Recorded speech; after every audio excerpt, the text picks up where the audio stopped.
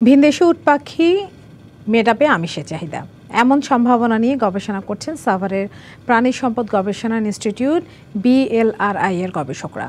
Africa থেকে উট পাখি এনে সেগুলো বাংলাদেশের আবহাওয়া উপযোগী করে গড়ে তোলা ও বাণিজ্যিক উৎপাদনের জন্য চলছে গবেষণা। সার্বিক পর্যবেক্ষণে আশার আলো দেখছেন সংশ্লিষ্টরা। ধারণা করা হচ্ছে দেশের প্রাণীজ আমিষের নতুন উৎস হতে পারে এই উট পাখি।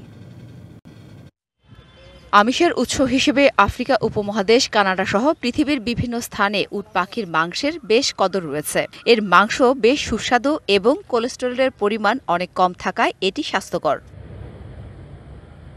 এসব দিক বিবেচনায় 2021 সালে আফ্রিকা থেকে কিছু উট পাখি এনে গবেষণা শুরু করে সাভারের বাংলাদেশ প্রাণী সম্পদ গবেষণা ইনস্টিটিউট।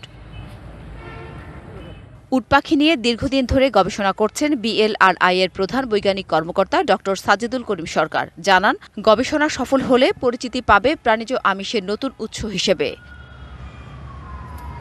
7 থেকে 8 ফুট উঁচু এই পাখির ওজন 100 থেকে 120 কেজি পর্যন্ত হতে পারে। চলছে ডিমের উৎপাদন বৃদ্ধি ও তা থেকে প্রজনন নিয়েও গবেষণা।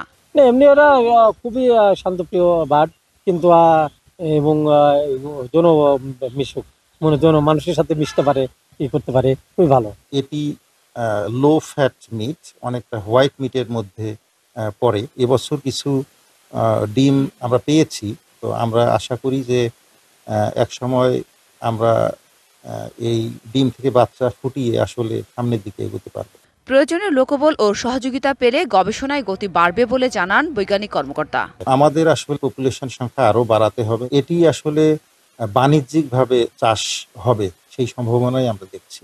পুরো ফলাফল পেতে অপেক্ষা করতে হবে বলে জানান সংশ্লিষ্টরা। পরবর্তীতে আমরা আসলে এখান থেকে আমরা কি পেতে পারি, সেটা গবেষণা সম্পূর্ণ না হওয়া পর্যন্ত আসলে আমরা এখনো ওইভাবে ফাইনাল কিছু বলতে পারছি না। আমদানির নির্ভরতা কমিয়ে দেশেই তৈরি হবে প্রাণীজ আমিষের উৎস বলে আশাবাদ সবার। DBC news desk.